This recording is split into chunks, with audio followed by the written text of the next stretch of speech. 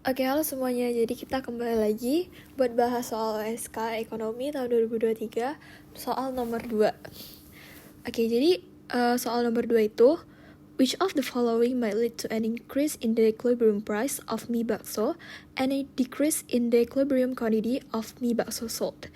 Oke, jadi nomor 2 ini artinya yang mana di bawah ini yang menyebabkan kenaikan dari harga keseimbangan dari mie bakso dan penurunan kuantitas keseimbangan dari mie bakso yang dijual gitu. Oke, jadi caranya kita jawab soal ini itu adalah dengan menganalisa satu persatu opsi-opsi yang ada di bawah ini dari A sampai E. Oke, kita mulai dari yang A. Jadi yang A itu adalah kenaikan dari price of vegetables sebagai komplementer dari mie bakso. Oke, kalau harga barang komplementer itu naik, nah, jadi kan ini vegetables ya, itu sayur-sayuran. Kita makan mie bakso itu kadang pakai sayur kan ya. Nah, kalau misalnya harga sayuran itu naik, kita bakalan nggak mau dong beli sayuran. Bukan maksudnya kayak permintaan sayuran ini bakal turun gitu. Sedangkan mie bakso itu dimakan pakai sayur misalnya. Kayak dia tuh harus berdampingan nih mie bakso sama sayur. Maka imbasnya itu juga mie bakso permintaannya turun juga dong gitu. Jadi yang A ini kalau kita ilustrasikan,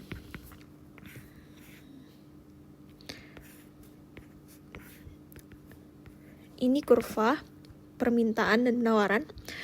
D-nya karena ini tadi harga mie baksonya itu D-nya bakal turun kan. D-nya bakal shift to the left. P-nya bakal turun dan Q-nya bakal turun gitu. Nah, untuk yang A yang implication-nya ini. Yang B. Yang B itu apa? Kenaikan dari harga mie ayam sebagai substitusi dari mie bakso. Oke. Barang substitusi itu adalah barang yang menggantikan. Jadi kalau nggak ada mie bakso, it's okay ada mie ayam gitu. Kita makan mie ayam aja kalau nggak ada mie bakso. Kalau nggak ada mie ayam kita bisa makan mie bakso gitu. Nah, kalau misalnya harga mie ayam itu naik, maka orang bakalan milih mie ayam atau mie bakso? Mie bakso dong gitu. Jadi permintaan dari mie bakso bakalan naik gitu. Kalau kita gambar juga,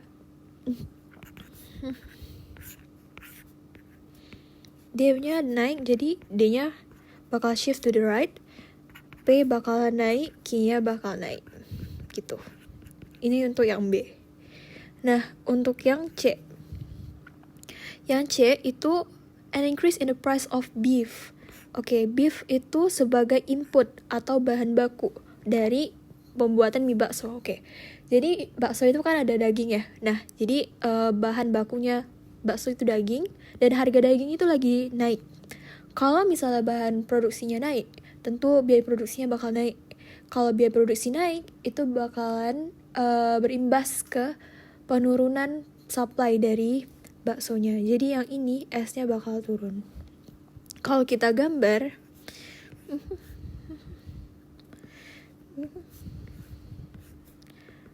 kurva supply-nya bakal geser ke kiri. Maka P-nya bakalan naik dan Q-nya bakalan turun. Oke.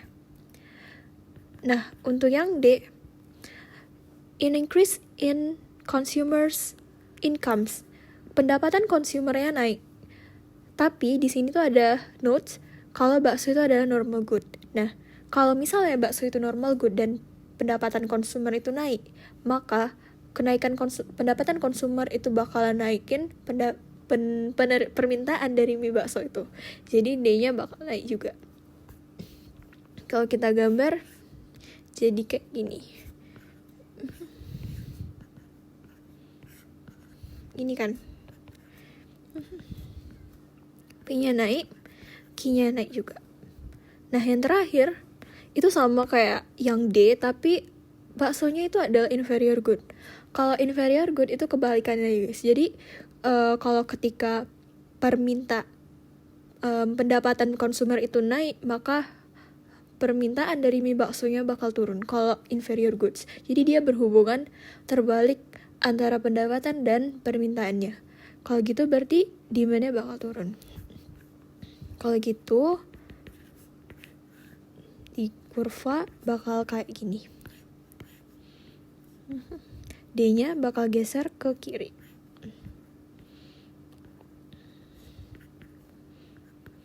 P-nya turun sama Q-nya turun. Oke, kita udah analisa satu persatu dari opsi A sampai E. Nah, yang cocok dengan permintaan soalnya itu adalah opsi yang C. Karena yang dia minta itu kan an increase in the equilibrium price sama a decrease in the equilibrium quantity. Nah, itu tuh yang cocok itu yang C. Jadi jawaban untuk nomor 2 itu adalah C.